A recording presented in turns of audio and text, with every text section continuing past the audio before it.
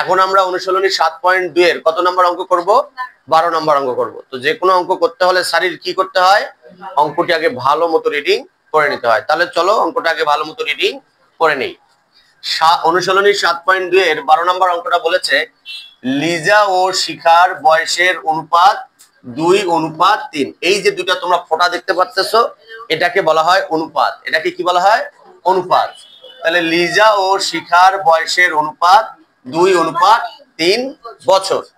তাদের দুইজনের বয়সের সমষ্টি, সমষ্টি মানে কি? যোগ।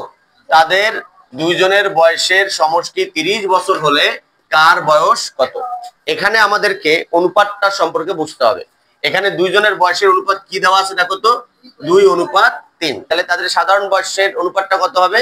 x। তাহলে আমরা লিখি যে দুইজনের দুইজনের বয়সের সাধারণ সংখ্যা কত? x বছর। সাধারণ সংখ্যা কত বছর? x বছর।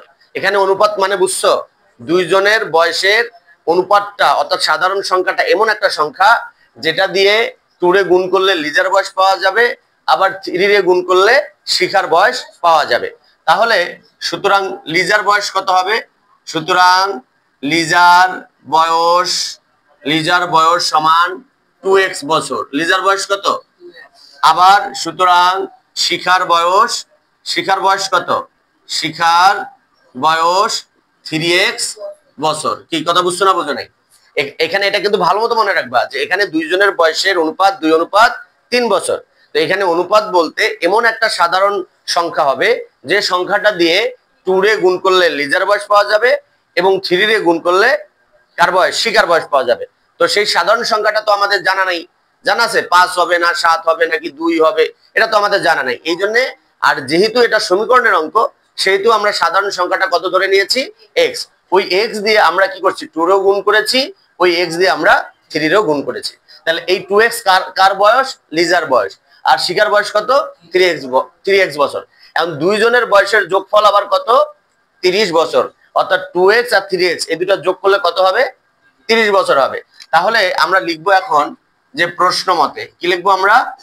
প্রশ্ন মতে 2x + 3x সমান 30।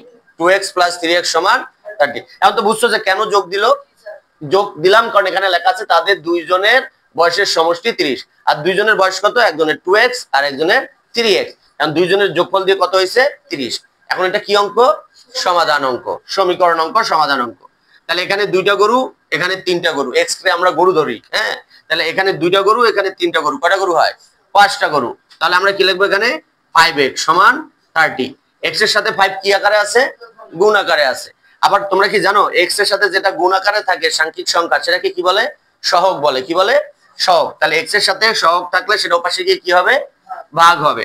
তাহলে আমরা লিখবো বা x সমান 30/5। সুতরাং x সমান কত হবে? 6। তাহলে x কত বের হলো? 6। x মানে কত?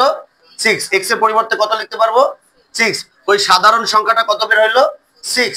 এখন তাহলে আমরা লিখবো সুতরাং লিজার বয়স। কার বয়স? সুতরাং লিজার বয়স 2x বছর। কত বছর? এখন x মানে কত? x মানে কত বলো? 6। এখন 6 এর সাথে যদি আমরা 2 গুণ করি তাহলে কত হবে? 12 বছর। তারপরে সুতরাং শিখার বয়স। কার বয়স? সুতরাং শিখার বয়স 3x বছর। কত বছর? তাহলে 3 গুণন x মানে কত? 6। তাহলে 3 6 কত? 18 বছর। কত বছর? 18 বছর। তাহলে লিজার বয়স 12 বছর, শিখার বয়স 18 বছর। এখন 12 আর 18 যোগ করলে কত হয়? 30। এই জন্য দুইজনের বয়সের যোগফল কত লিখছে? 30। কি বুঝতে পেরেছো? হ্যাঁ। তো আমার ছাত্রছাত্রীরা নাকি বুঝতে পেরেছে। আপনারা যদি বুঝতে পারেন তাহলে শেয়ার করে অপরকে শেখার সুযোগ করে দিবেন এবং ফলো দিয়ে পাশে থাকবেন। Thank you very much. আসসালামু আলাইকুম।